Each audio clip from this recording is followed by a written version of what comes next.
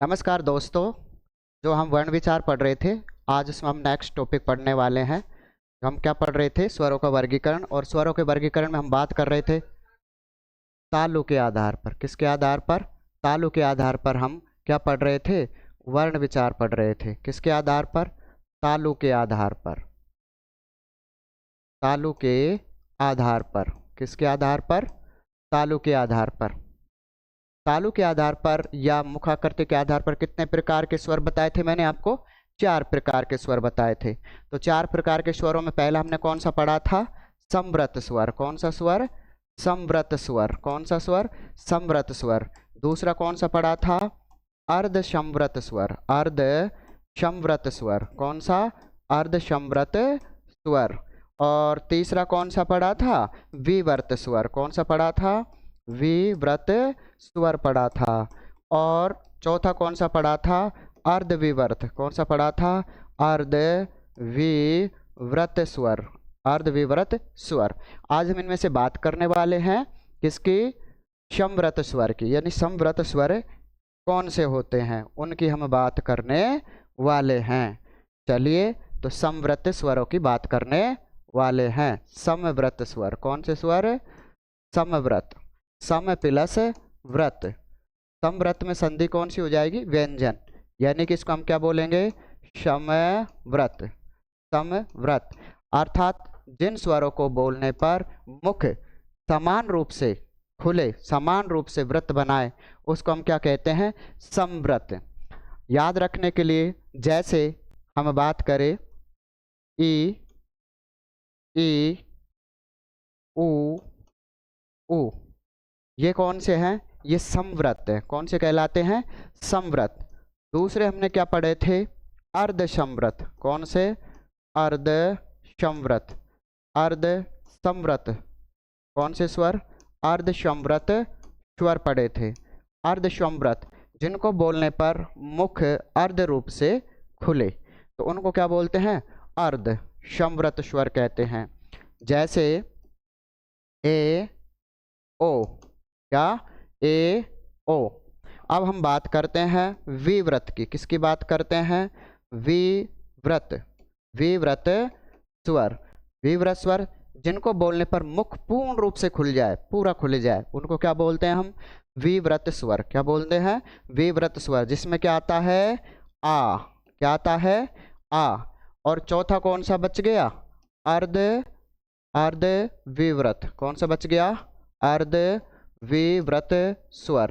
अर्धविव्रत स्वर में कौन कौन से आ जाएंगे? अर्धविव्रत स्वर में आ जाएंगे ए आ जाएगा, आई आ जाएगा, औ आ जाएगा, और साथ में कौन सा आ जाएगा? री। ये कौन से हो जाएंगे? अपने अर्ध विव्रत स्वर हो जाएंगे। ठीक है। समव्रत में ई, ऊ, ऊ। अर्ध समव्रत में ए, ओ। विव्रत में आ। बच गए जो किस में आ जाएंगे? ए, आई और औ। वो किस में आ जाएंगे? अपने अर्धविवर्त में। और कौन सा? रे। चलिए आगे हम बात करते हैं जातीय आधार पर। किसके आधार पर स्वर? जातीय आधार पर स्वर। जातीय आधार पर स्वर। जातीय आधार पर। किसके आधार पर? जातीय आधार पर। सबसे पहले इस जातीय शब्द को तोड़ते हैं। इसमें बनेगा जाति प्लस ईए। जाति प्लस ईए। जाति प्लस ईए। यहाँ पर जाति क्या है? मूल शब्द है। जाति क्या है? मूल शब्द। जाति हो गया मूल शब्द, और ईए यहाँ पर क्या हो गया? प्रत्यय। ये यहाँ पर क्या हो गया? प्रत्यय। अब जाति आधार पर कितने प्रकार के स्वर होते हैं? तो ये 2 प्रकार के स्वर होते हैं। कितने प्रकार के होते हैं? 2 प्रकार के स्वर होते हैं।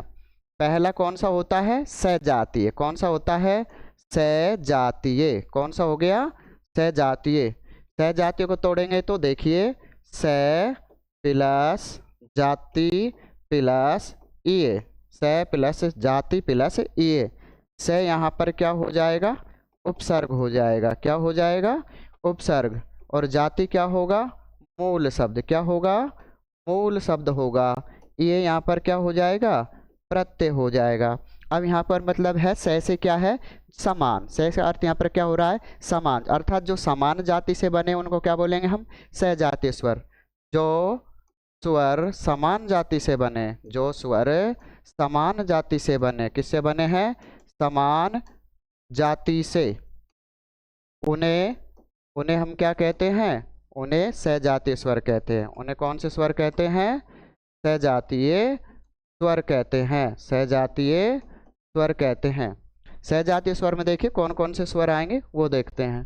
सहजातीय स्वर में उदाहरण जो हैं वो देखते हैं हम।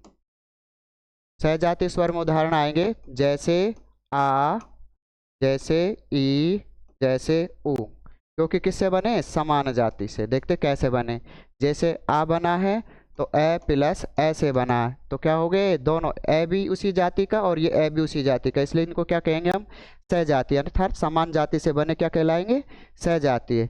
यहाँ पर ऐसे इसको देख लीजिए, ई और ई, तो ये भी क्या हो गए, सहजातीय। उ और उ एक जाति से बने, इसलिए इनको क्या कहेंगे हम, सहजातीय। इसी प्रकार से अन्य हम बात करते हैं विजातीय। दूसरा कौन सा हो जाएगा, विजातीय। चलिए विजातीय की बात करते हैं। विजातीय कौन से, विजातीय स्वर। विजातीय स्वर कौन से होंगे, देखिए सबसे पहले इसका हम क्या करेंगे, टुकड़ा करेंगे, वी प्लस जाति प्लस ई। अब यहाँ पर वी क्या हो गया, उपसर्ग हो गया, वी क्या हो गया, उपसर्ग। जाति क्या हो गया, मूल शब्द, क्या हो गया, मूल शब्द। और ये यहाँ पर क्या हो गया, प्रत्यय। अब यहाँ पर वी का अर्थ क्या होता है, दूसरा या अन्य, दूसरा या अन्य, अर्थात जो अन्य जाति से बने उनको हम क्या बोलेंगे, विजातीय। तो जो स्वर अन्य जाति से बने, जो स्वर अन्य जाति से बने, अन्य जाति से बने हैं, उन्हें हम क्या कहेंगे, उन्हें विजातीय स्वर कहते हैं। कौन से स्वर कहते हैं, विजातीय स्वर, उन्हें क्या कहेंगे हम, विजातीय स्वर कहते हैं। विजातीय स्वर कौन से होंगे, यहाँ पर देखिए आप, जैसे विजातीय के उदाहरण होंगे ए, आई, ओ और औ। अब यहाँ पर देखिए ये किससे बना है, ए प्लस ई से।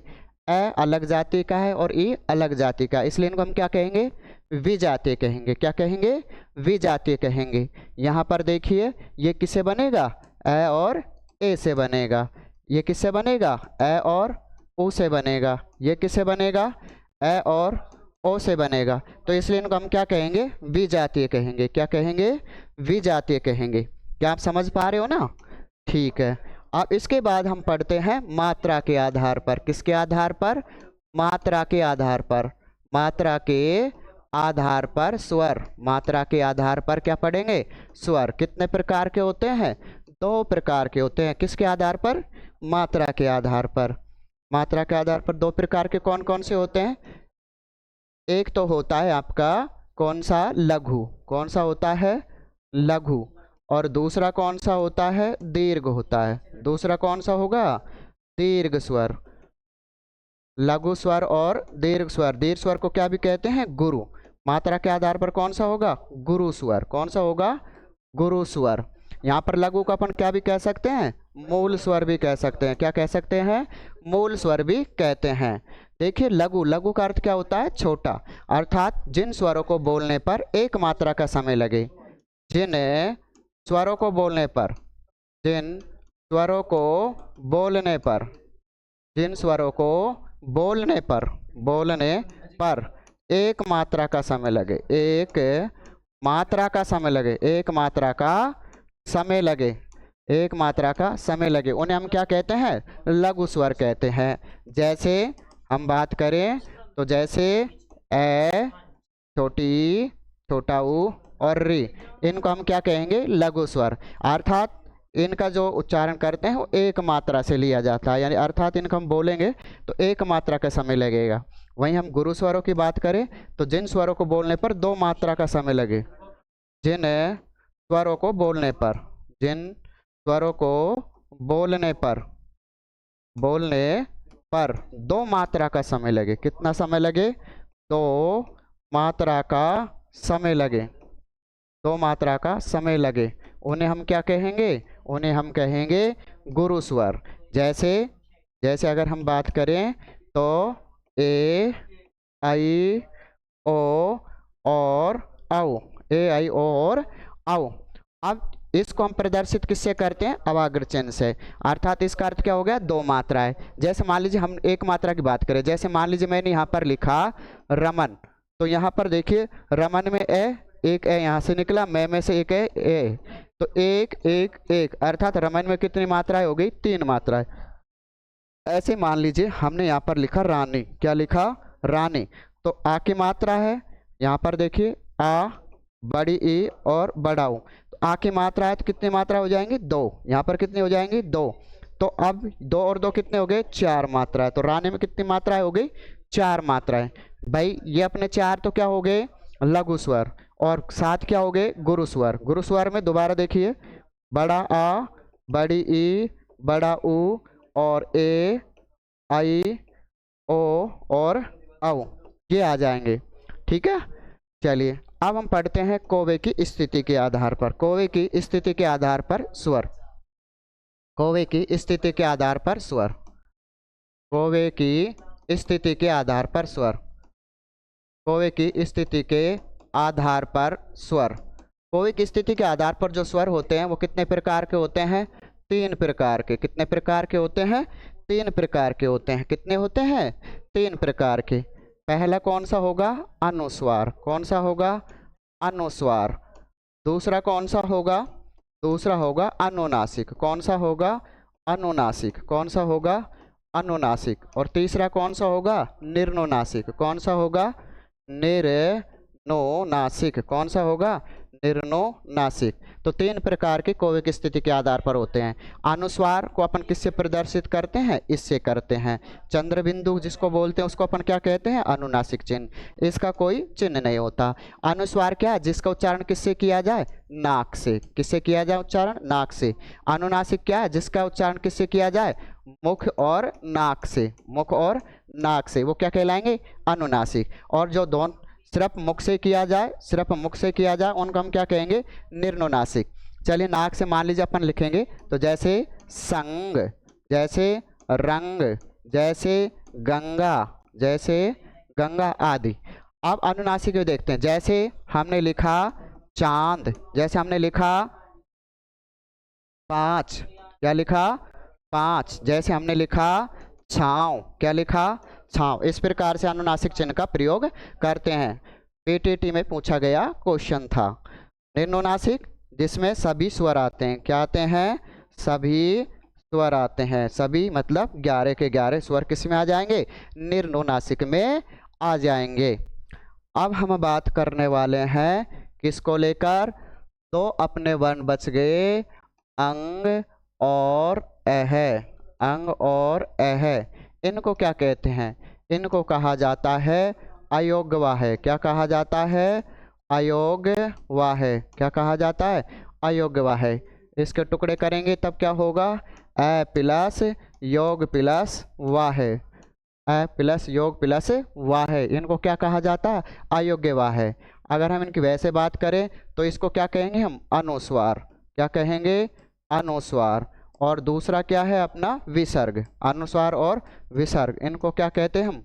अयोग्यवाह। पेपर में ऐसे पूछा जाता है अनुस्वार विसर्ग क्या कहलाते हैं? अयोग्यवाह। अयोग्यवाह वर्ण कौन से हैं?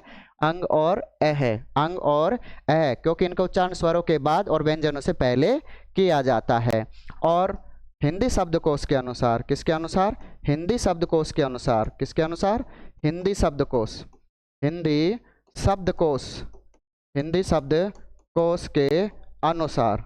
हिंदी शब्दकोश के अनुसार हम बात करें, हिंदी शब्दकोश के अनुसार क्या होगा? ये जो है ये वर्णमाला का कौन सा होगा? कौन सा वर्ण होगा? प्रथम वर्ण। कौन सा होगा? प्रथम वर्ण। ये क्या कहलाएगा? प्रथम वर्ण। हिंदी शब्दकोश के अनुसार हिंदी वर्णमाला का प्रथम वर्ण कौन सा है? अंग। और अंतिम वर्ण कौन सा होगा? है। अंतिम वर्ण कौन सा है? है। अंतिम वर्ण है। और प्रथम वर्ण कौन सा होगा? अंग। चलिए अब हम बात करते हैं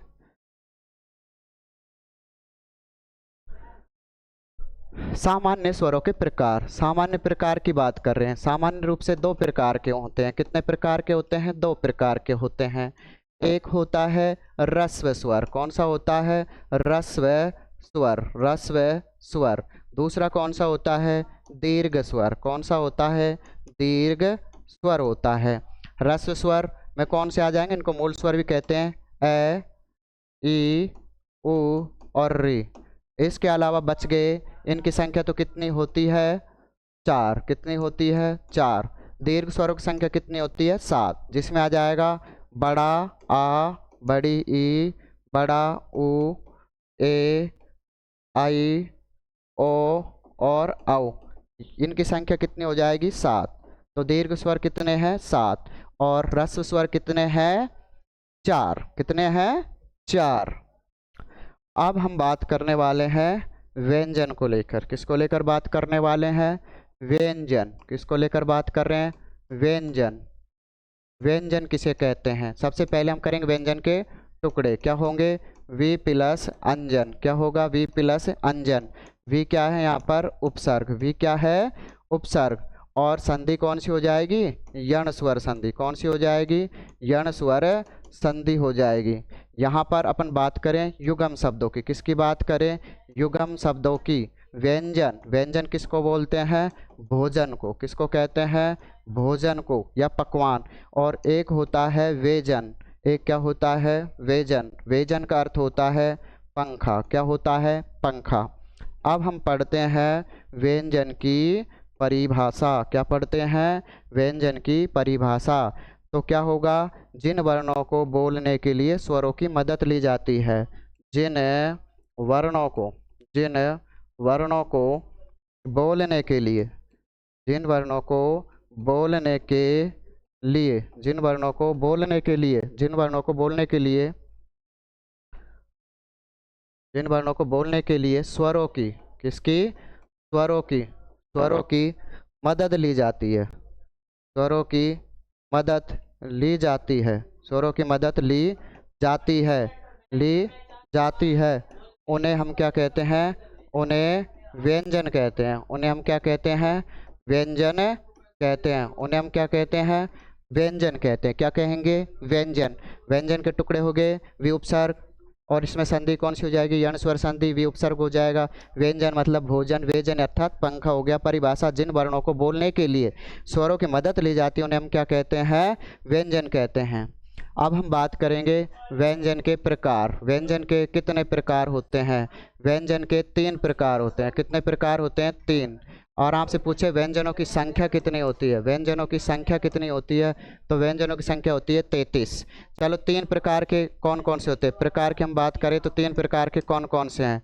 3 प्रकार जो पढ़ने वाले हैं वो कौन कौन से हैं? 3 प्रकार। 3 प्रकारों की बात करें तो पहला होगा स्पर्श व्यंजन। कौन सा होगा? स्पर्श व्यंजन। क्या होगा? स्पर्श व्यंजन। जो दूसरा होगा उसको हम क्या कहेंगे? अंतस्थ व्यंजन। क्या होगा? अंतस्थ व्यंजन। और तीसरा क्या होगा? ऊष्म व्यंजन। क्या होगा? ऊष्म व्यंजन। क्या होगा? ऊष्म व्यंजन। तो व्यंजन कितने प्रकार के हो गए? 3 प्रकार के हो गए। स्पर्श व्यंजन कहाँ से कहाँ तक होते हैं? कैसे मैं तक। सामान्य जानकारी, कैसे मैं तक। और ये कितने होते हैं? 4 होते हैं, जिनमें हम बात करें तो ये, र, ल और व। यहाँ पर हम बात करें तो तीनों प्रकार के स, तीनों प्रकार के स और है, ये क्या कहलाएंगे? आपके ऊष्म व्यंजन कहलाएंगे। अब हम बात करते हैं सबसे पहले किसकी? स्पर्श व्यंजन की। किसकी बात करते हैं? स्पर्श। स्पर्श का अर्थ क्या होता है? स्पर्श का अर्थ होता है छूना। क्या होता है? छूना। इसको बोलते हैं परस। क्या बोलते हैं? परस बोलते हैं। ठीक है, इसको क्या बोल दिया हमने? परस बोल दिया। अब ये कहाँ से कहाँ तक होते हैं? कैसे मैं तक। कहाँ तक होते हैं? कैसे मैं तक। इनकी संख्या कितनी होती है? इनकी संख्या 25 होती है। इनकी संख्या कितनी होती है? 25। कितनी होती है? 25 होती है। इनकी संख्या कितनी होती है? 25 होती है। 25 की अगर हम बात करें, 25 का समास विग्रह करते हैं। क्या करते हैं? समास विग्रह।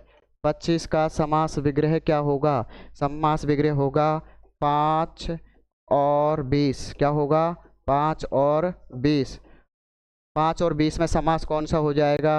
इसमें हो जाएगा द्वंद्व समास। कौन सा हो जाएगा? द्वंद्व समास। तो 25 में समास कौन सा हो गया? द्वंद्व समास हो गया। चलिए 25 कहाँ से कहाँ तक होते हैं? इनको वर्गीय व्यंजन भी कहते हैं। इन्हें क्या कहते हैं? वर्गीय व्यंजन। स्पर्श व्यंजनों को क्या कहते हैं? वर्गीय व्यंजन भी कहते हैं। वर्गीय व्यंजन भी कहते हैं। इनको क्या कहते हैं? वर्गीय व्यंजन। क्यों कहते हैं? क्योंकि ये वर्गों में पाए जाते हैं। प्रत्येक वर्ग में 5-5 वर्ण होते हैं। प्रत्येक वर्ग में कितने वर्ण होते हैं? प्रत्येक वर्ग में 5-5 वर्ण होते हैं। कितने होते हैं? 5 वर्ण होते हैं। 5 वर्ण होते हैं। प्रत्येक वर्ग में 5 वर्ण होते हैं। चलिए कहाँ से कहाँ तक होते हैं? जैसे हम बात करें तो इसमें 5 वर्ग कौन कौन से? जैसे कै वर्ग, जैसे कै वर्ग, जैसे चै वर्ग, जैसे टै वर्ग, जैसे तै वर्ग, जैसे पै वर्ग, जैसे पै वर्ग। अब कै वर्ग में देखिए, कै वर्ग में आता है कै, खे, गे, घे, ंग, कै, खे, गे, ंगे। ठीक है। इसके बाद अपन बात करें छ, छ, ज, झ, ये। इसके बाद हम बात करें ट, ठ, ड, ढ, न। इसके बाद हम बात करें त, थ, द, ध, न। प, फ, ब, भ, म। दोस्तों कहाँ से कहाँ तक होंगे ये? कैसे मैं तक। अगर आपको हमारा वीडियो अच्छा लग रहा है तो चैनल को लाइक करें, शेयर करें और सब्सक्राइब करना तो बिल्कुल भी ना भूलें। धन्यवाद।